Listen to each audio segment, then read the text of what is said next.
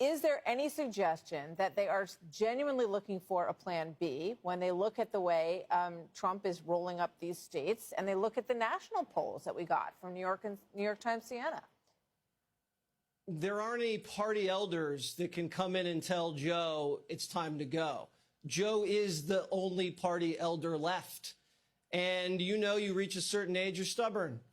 You're not going to just do what someone tells you to do. His wife's in it to win it. His son's in it to win it. And he feels like he's been able to beat Donald Trump before, and he'll do it again. You go into someone at that age's house and you try to adjust their thermostat, and it's World War III. Nothing can change. He's decided he's going to stick with it. And if he loses, it's probably better for the Democratic Party to lose with Joe Biden than to switch things out in a chaotic convention, leapfrog Kamala Harris, first black female vice president, and install a straight white male, Gavin Newsom, that could get licked by Trump himself when he could just keep his powder dry for 4 years and run in an open primary. Well, Jesse, we appreciate the commentary and the use of the 8 o'clock hour. It's my gift to you, Brett. Don't abuse it. All right, final predictions for tonight. Is former President Trump going to rack up all these states, 15 in a row? And when do you think he mathematically clinches the nomination? Must scream TV. The president yelling at Americans for over an hour during one of the most hyper-partisan State of the Unions. President Biden's lack of leadership was on full display in a speech designed to please his base of MSNBC flunkies and not the American people. Joe unleashing a fire hose of lies about the economy, inflation, and taxes, and still we don't know what his vision for a second term is. But we do know who he passionately hates, Donald Trump. My predecessor and some of you here seek to bury the truth about January 6th. I will not do that. Now my predecessor, a former Republican president, tells Putin, quote, do whatever the hell you want. Predecessor. My predecessor. But unlike my predecessor, I know who we are as Americans. Americans' biggest issue, of course, with Biden is that he's not mentally fit for the job. But the big guy tried to brush off those concerns by joking about it. I know it may not look like it, but I've been around a while. When you get to be my age, certain things become clearer than ever. I know the American story. Again and again, I've seen the contest between competing forces in the battle for the soul of our nation. And in one of the most shocking moments, a Gold Star dad getting arrested for heckling Joe Biden after reminding the president of his disgraceful exit from Afghanistan. Year before I took office, murder rates went up 30%. 30% they went up. That man is the father of a U.S. Marine killed in the 2021 Kabul airport bombing during Biden's botched withdrawal from Afghanistan. You know, I'm gonna start with that, Greg, and I'm gonna go right to you. So, you know, you have a Gold Star father, and one of the Gold Star parents was on one of the other shows this week, said she had never heard from President Biden. The families have not heard from President Biden. And, you know, their sacrifices are not remembered. They are literally sitting ducks in an open-air airport in Afghanistan.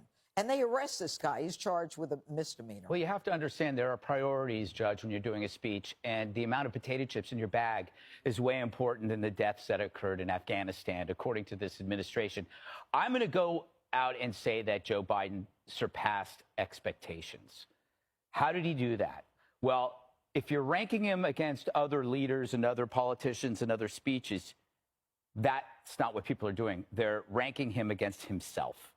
So by that metric, you know, he did better than the very lowest standard possible, his own competence. He's grading on the curve of his own abysmal performances. It's kind of like being relieved that your car starts in the morning when it didn't start for a year. People are coming willingly. Because if you policy, the contrast is so stark compared to what it was a couple of years ago. I just went out to get Jesse Jr. a birthday present. I wanted to get him a play gym. And I looked at the price tag of the play gym, Brett, and I passed out. And when they picked me up off the floor, they said plastic and lumber prices have tripled in the last couple of years. So now I'm basically paying for a second home to put in my backyard. And all it has is a slide and a swing set. And I'm just going to maybe just buy him a stick and tell him it's magic instead. It's too expensive. It's too dangerous. And the Republican Party is now more unified than the Democratic Party. And the Democrats are the ones on defense, having to answer for Joe Biden, having to answer about the border. They're trying to give the guy advice, and they're trying to tell him he might have to drop out. The Republican Party, for the first time I've seen in many, many years, is not constantly having to defend Trump controversies. And that's unifying the party. And if they can stay unified, I think they have a good shot at winning the White House. His testimony proved that Biden, for 40 years, spread classified documents across 3 states in 6 unsecured locations after being warned repeatedly. Mr. Hur, classified documents were found at the Penn Biden Center? That's correct. They were found in President Biden's garage? In Wilmington, Delaware, yes. And in his basement den? Also in the same home, yes. In his main floor office? Correct. And his 3rd floor den? Correct. At the University of Delaware? Correct. And at the Biden Institute? Correct. Is it accurate to quote your report that classified documents were found in, quote, badly damaged boxes in his garage near a collapsed dog crate, a dog bed, a Zappos box, and an empty bucket? Is that correct? Those words do appear in the report. Biden even told her his garage was such a mess, he moved boxes around himself, so his Corvette had more room. The president admitted, there was a kid who used to help me take care of my Corvette, but didn't work for me. So besides Hunter and his Chinese assistant zipping in and out of Biden's garage, there were kids working on Biden's cars.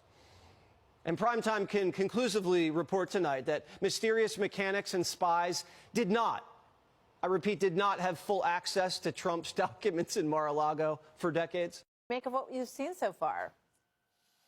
Well, Britt Hume gave me some advice. He said, Jesse, don't make any more predictions. So I won't be making any more predictions ever. And with Dana's permission, I'd like to make an analogy. Donald Trump is like political helium.